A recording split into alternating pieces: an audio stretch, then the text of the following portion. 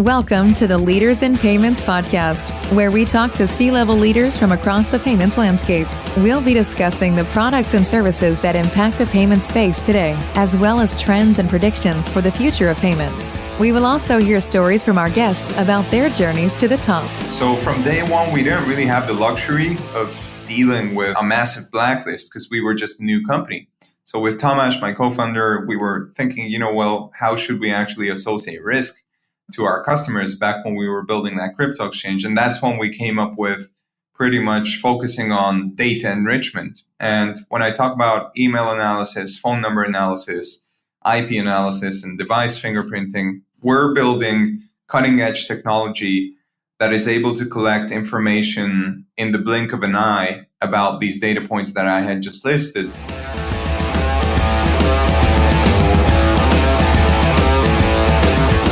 That was Bence Jendruszak, the COO and co-founder of SEON, and this is episode 168 of the Leaders in Payments podcast, and I'm your host, Greg Myers. Bence has a passion for learning and evolving as a leader, as well as keeping in touch with his employees and understanding what their day-to-day looks like. In fact, it's his favorite way to spend his coffee break. SEON is a leader in the fraud prevention space with a proprietary platform that offers a plug-and-play API. For those of you who may not know, SEON started as a cryptocurrency exchange platform. However, a string of fraud experienced through this business venture eventually led Bence and his team to rethink their strategy, and thus SEON was born. Bence and I talk about his journey to co-founding the company, as well as where he sees the industry in the next 2 to 3 years when it comes to decentralization, cryptocurrency, and blockchain. We've got a great episode ahead, so let's get started.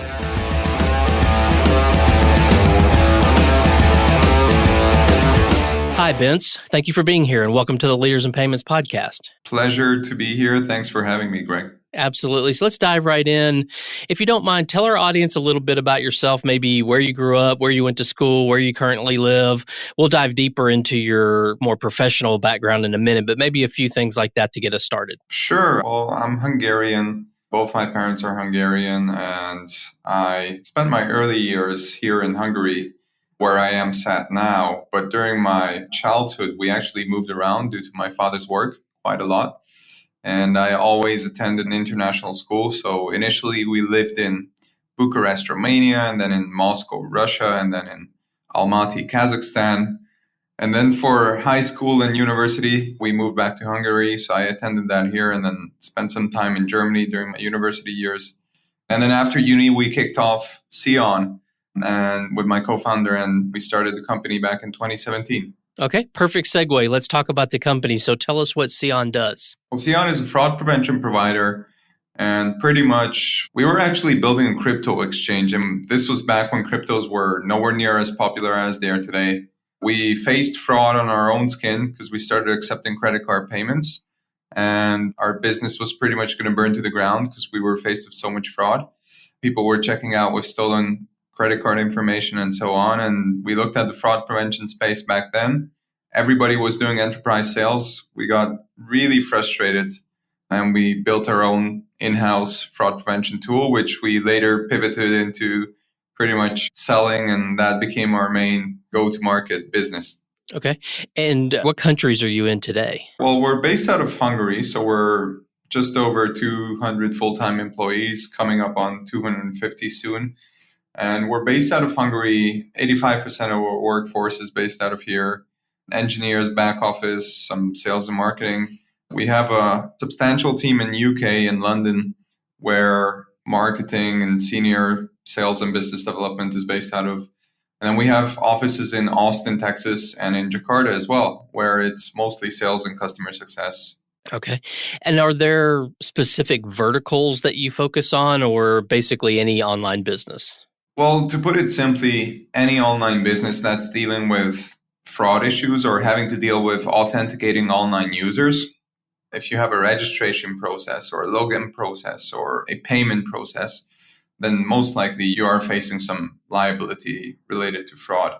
But major ideal customer profiles for us include challenger banks, neobanks, online lenders, the online gambling industry, which is extremely high risk when it comes to payments and registrations. And then payments are just generically speaking, payment service providers, payment gateways, and we also have e-commerce merchants. But we, on the other end of the spectrum, we do work with merchants like KLM and Air France, which are classical airlines. So a very wide range of operators, merchants, and businesses that we serve. Okay.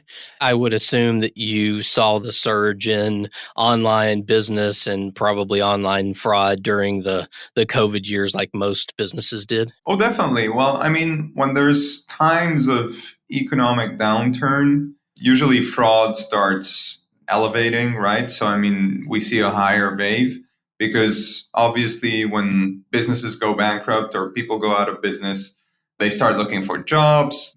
They're more easily tricked into scams, I would say, as well, right? So let's say there's a job posting online, which is saying, hey, this is the next amazing job that you can apply for.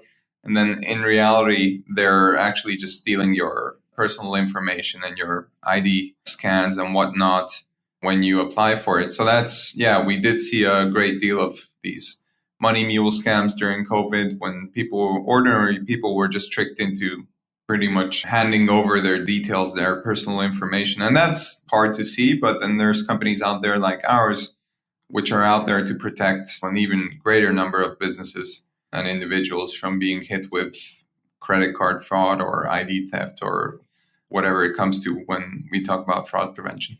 Okay. You were talking earlier, so there's a couple of components, I think, of what you do. So account opening, right? So as people are putting their information in to open a bank account, let's say, that's one area that your technology is used. Is that correct? Yeah, we work with companies like Nubank from the Latin American region. We work with Revolut from Europe, just to name a couple of our flagship clients. And yeah, protecting at the point of account opening is a major use case for these companies. And then I assume, at least most fraud companies, I think, do, maybe you're different, has sort of a scoring engine. So as transactions are taking place, whether those are payment transactions or others, or some sort of scoring engine? Yeah, that's spot on. In fact, we actually call ours, if you log into our admin panel, we do actually call it the scoring engine. And you can tweak your own rules. We also have a machine learning model in there, which is constantly giving you rule suggestions. And we have some predefined rules. So that's spot on. We do have a scoring engine which takes into account the complete risk profile of that specific individual. And we come up with a fraud score ranging from 0 to 100, determining the likelihood of that person being illicit or doing illicit activities or whether they're a legit user. And how do you charge for your service? Is it like a SaaS fee or are there transaction fees or how do you price the service? Yeah, the business model is fairly plain and simple, and we wanted to keep it this way from day one. So there's no upfront integration or support fees, and you only are billed after the number of API requests that you had made in that given month. And obviously, as volumes go up, unit costs go down. So the more you use our system, the cheaper it gets in terms of unit price. And we bill at the end of the month. There's a 30-day notice period, so you can cancel anytime. And we don't lock you into multi-year contracts. And what is the sort of, how do your customers get started? Is there custom work that has to be done, or is it sort of all just API driven? How does that sort of work? Again, from day one, this was pretty much a stance we took with my co-founder. Back when I had initially mentioned that we faced fraud on our own skin and we were looking at all these solution providers, everybody was pretty much aiming for the enterprise sales motion, which is classically speaking, lengthy integration processes, complex cost structure, takes a long time to even get a sneak peek of the product. Now, meanwhile, we totally wanted to flip that script. So if you go on our website, you can actually access the API documentation. It's public facing. You can sign up for a free trial without having to talk to a salesperson. And you can see our pricing model transparently on our website as well. But answer to your question is that we wanted to build a solution that's pretty much out of the box and not customized for each customer that we're talking to, right? So it's pretty much the same. We take it off the shelf and you can even implement it yourself, right? And it's the same thing that we sell to everybody because it's just one single API at the end of the day. Okay. And then I assume some customization comes in when a company wants to put different rules in place or different thresholds of fraud and things like that. So there's some customization, but it's not really on the front end as far as getting the product started. Yeah, that's correct. So we do hold the hands of our customers in the sense that if they're having a hard time setting up, the rules, then obviously we have our customer success team who are more than happy to help. And in fact, when we look at customer satisfaction scores, one of the major points that everybody emphasizes is that they love our customer success team because they always get back within an hour or so that they're digging into the issue and they're on it. We have it, by the way, we have it 24/7. So we cover all time zones in the world. No matter whether it's day or night, we're able to get back to you. And yeah, pretty much in the scoring engine, you have the option of setting your own rules. So depending on the fraud trends that you're seeing, which can be very different from merchant to merchant, yes, of course, you can set up your custom rules, but the product is going to be the same at the end of the day. Right. Okay. And then how do you go to market? Do you have a direct sales team or do you go through partnership channels or a little bit of both? Yeah, it's pretty much through our own direct sales team.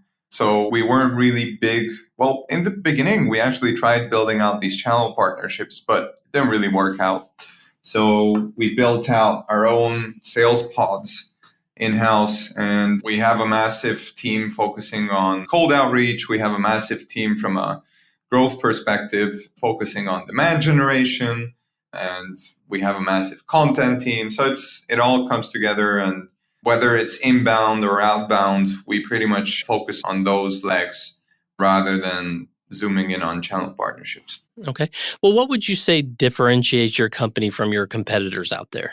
Well, I think our go-to-market strategy, as I've outlined it, is quite different, right? So putting this product-led growth motion in place where you're able to start using the system quite easily and you can adapt it yourself. And then once there's enough engagement with our product, then obviously we help you and we hold your hand. But if you don't want to, you have the option of completely adapting it without a sales touch point. So I think that's the way to sell software in today's world. And I think that, yeah, it's been working out for us and we're doubling down on that. Now, from a technological perspective, there was all these companies out there that say, hey, we have 20 years worth of blacklisted data points. So if an email address was involved in fraud 10 years ago, then we know we can tell you that. Well, we're saying that's great, but there's this different levels of risk aversion when we're talking about fraud managers as well. Somebody that flags an email address for fraud, another person may think differently and they may still let that email address through. So from day one, we didn't really have the luxury of dealing with a massive blacklist because we were just a new company. So with Tomasz, my co-founder, we were thinking, how should we actually associate risk to our customers back when we were building that crypto exchange? And that's when we came up with pretty much focusing on data enrichment. And when I talk about email analysis, phone number analysis, IP analysis, and device fingerprinting, we're building cutting edge technology that is able to collect information in the blink of an eye about these data points that I had just listed. And we only focus on live info rather than focusing on stale data. Okay.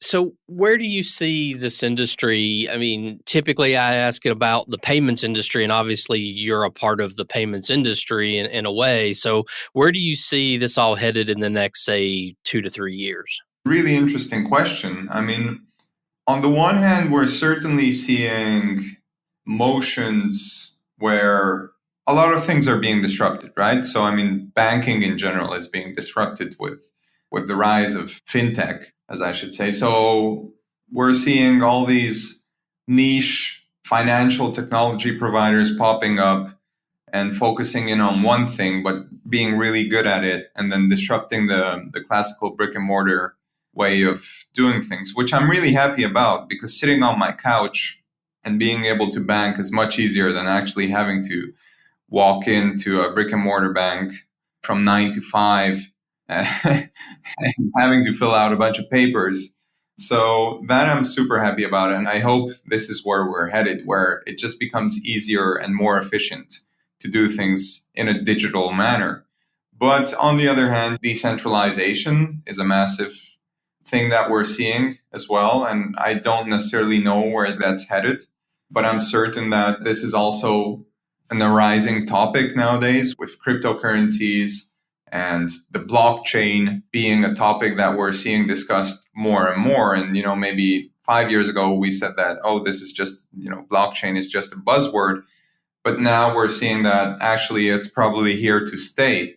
And in fact, it's becoming more popular than ever before if we're looking at cryptocurrencies and the blockchain technology. So where it's headed, I really can't say. The good thing is that when it comes to online fraud, we're here to help, and we're building more and more products in order to cover more and more use cases and serve a wider range of companies, because unfortunately, fraud is here to stay as well. Yeah, and it seems like as smart as these types of tools get, the hackers or the bad actors in our space seem to get better and better. So it's sort of like you're always trying to catch up. I mean, it's like how do you stay ahead of that? Yeah, that's that's a topic that, as you can imagine, I sometimes when I wake up in the middle of the night, I do I do go into that spiral.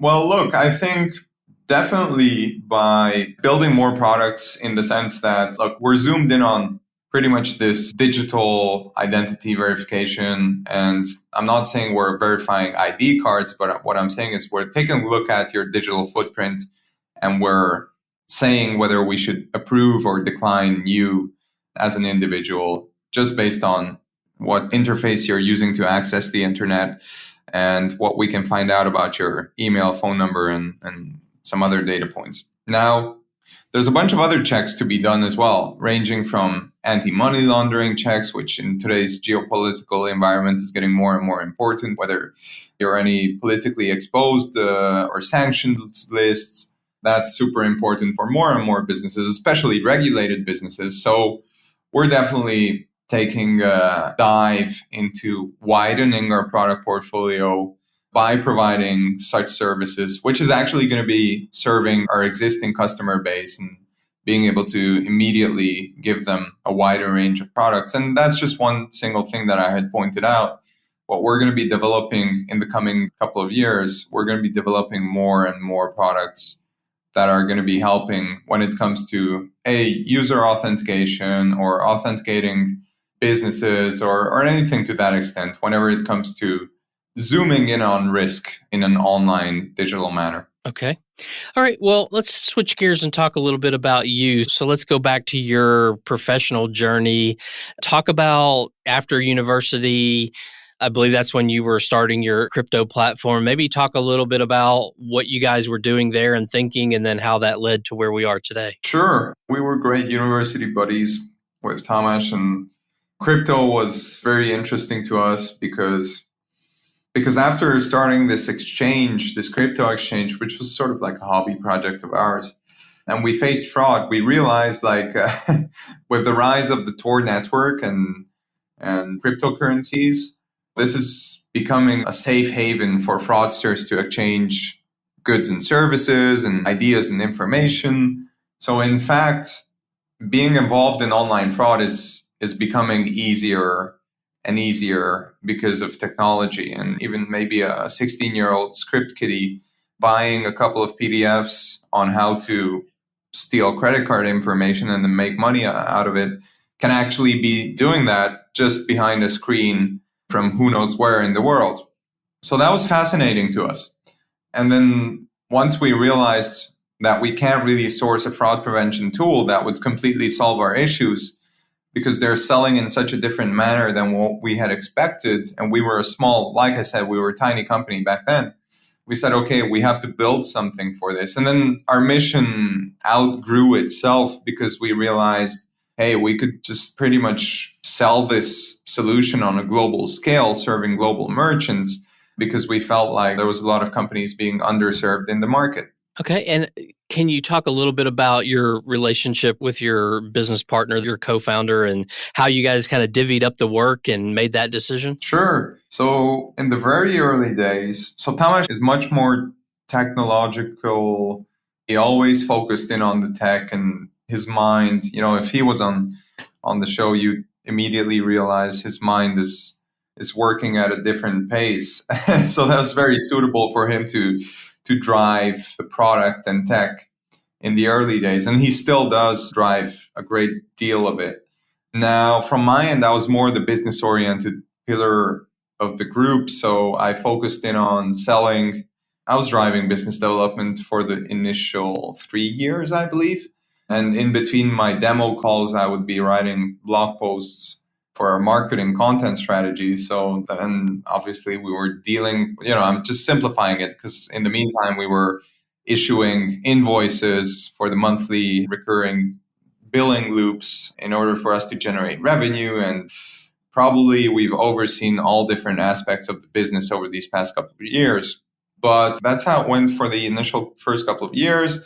And then at a point, we hired our chief commercial officer, Jimmy Fong, at which point I completely handed over business development to him. He's a very experienced professional with over 10 years of experience in the fraud space. He was heading up business development teams at other major companies. And then I pivoted into this day-to-day operations role, which I'm in today, which is everything administrative falls onto my plate, everything legal projects, people and talent reporting to myself, legal and compliance, office management, and anything that I can sort of help the other executive team members to focus on their subject matter expertise, and I can take a load off their shoulders. That pretty much comes onto my table and I just head with it. So that's how I look today. And then Tamas, he's our executive officer, and he heads up pretty much everything that responsibility entails. It sounds like you guys have grown a good bit. So did you take outside money, venture capital money into the company? Yeah. We had the classic pre-seed and then seed round back in 2017. And then we had a Series A just early last year, which was a substantial 10 million euro funding round. And then our unit economics and our growth was dictating another funding round. And we closed our Series B early this year, which was a whooping $94 million round, which is major even in the area for a Series B. Yeah. That's amazing. Congratulations on that. Thank you. Thanks. So let's talk more personal about you and what you enjoy doing. So what are some things that you're passionate about? So maybe one work-related passion and one personal passion. Work-related, I'm really passionate about keeping in touch. We're over 200 employees, full-time employees right now. And I'm really passionate about leading our teams and keeping in touch with everybody and pretty much understanding what everybody's dealing with. Myself, as an operations person, it's really important that whenever I see that something isn't working efficiently, then I tend to allocate some resources so that we can zoom in and understand what's not working and focusing in on solving it. And not all the information pretty much bubbles up at this point, because as you can imagine, it's very different than when 15 people were just sitting in a single office space and you could talk to everybody and anybody at any given time. So now I spend a great deal of time just connecting with our staff. And whenever I'm not in between meetings, I walk around and I grab a cup of coffee and I try to understand what our teams are dealing with and try to stay in touch, which brings me a great amount of joy because I see that it's very inspirational for our team members to be spending time with the founders. And on the other hand, I do learn a lot about how our company is working. And that's very useful info. So I love doing that. That's a big part of my joy. And again, apart from that, just generally learning and evolving as a leader is one of the most exciting parts of the journey, right? So it's very different how it is now than it was a year ago or 2 years ago or 3 years ago. We, as co-founders, have evolved so much and we still have a long way to go. But you have to learn to love the suffering on the one hand, because we're dealing, as you can imagine, we're dealing with a great number of problems that arise from just the quickness of scaling. Last year at this time, we were around 50 employees and now we're over 200. So hiring over 150 people in 12-month period of time, as you can imagine, a lot of things break, but then you solve a lot of things and even your processes evolve. So I don't know, summing it up, it's a very exciting time, but you definitely have to keep in touch with your people because you have to understand what's working and what's not, and you have to zoom in on solving the things that aren't working. Now, from a personal perspective, I would say that I'm very passionate about music, and I'm a big record collector, and I have my record player at home, and I have some synthesizers, some drum machines, and sometimes I turn them on and I jam around. So yeah, maybe a fun fact about myself. So like real vinyl records. Yeah, exactly. Correct. Okay, awesome. You don't hear that as a hobby or a passion very much anymore. Yeah. I mean, it's really cool. It's a good one. That is cool. That is very cool.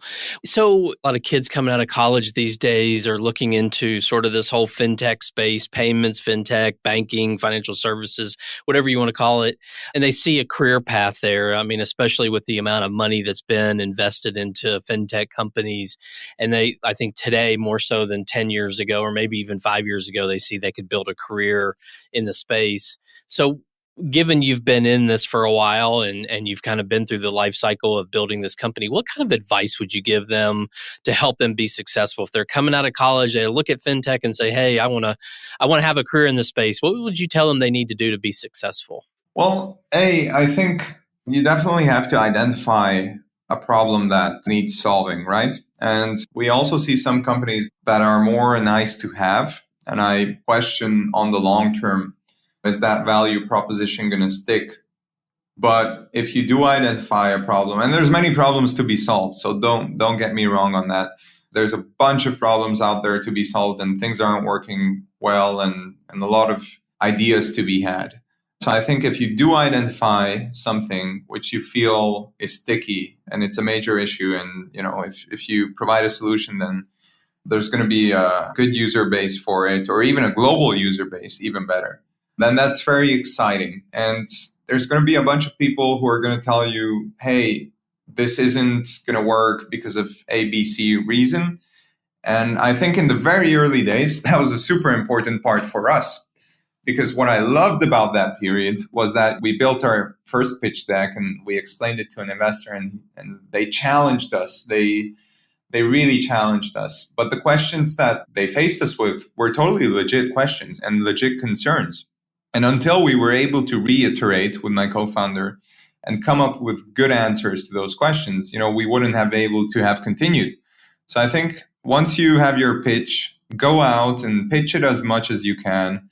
You're going to be challenged a lot, but by like the fifth iteration, you're going to actually be able to answer a lot of those questions, and you'll have done a bunch of research and you'll have good answers. And I think that initial part is very important. So probably major takeaway, just don't give up and keep on. You truly have to believe in what you're selling and what you're pitching, but do keep with your story and do reiterate and refine your pitch. And then at one point, you will find an investor who's going to understand what you're dealing with, and your answers are going to be so flawless that they're going to be wanting to invest. That's my take on it. Yeah, no, I think that's great advice. Well, Bence, we've covered a lot of ground about the company, about you and your journey. Is there anything else you'd like to add before we wrap up? Nothing specific comes to my mind. For any of the listeners, and you had pointed out that there's a lot of people without experience or young people out there who are thinking of kicking off a venture or starting a company, hey, feel free to find me on LinkedIn. I'm more than happy to help. I can always catch up and give some feedback on whether you're thinking about a venture or you're looking for angel investors. So yeah, definitely hit me up if you're in the fintech or security, cybersecurity, or fraud prevention space. More than happy to help. Okay. What's the best way for people to learn more about the company? Probably if you go on our resources page, there's so much. We've built a massive amount of content on fraud prevention, generally speaking. And yeah, our marketing team is great. They're our content hub, our content factory, basically. And we're really big on being thought leaders in the industry. So most likely on our resources page, everybody can find out more about the fraud space and our company in general as well. Well, Bence, thank you so much for being on the show today. I know your time is very valuable, so I appreciate you being here. Thank you so much. Thank you for having me, Greg. It was a pleasure. Great, great. And to all you listeners out there, I thank you for your time as well. And until the next story. Thank you for joining us this week on the Leaders in Payments podcast. Make sure you visit our website at leadersinpayments.com, where you can subscribe to the show and where you'll find our show notes. If you enjoyed listening, please share on your social channels as well.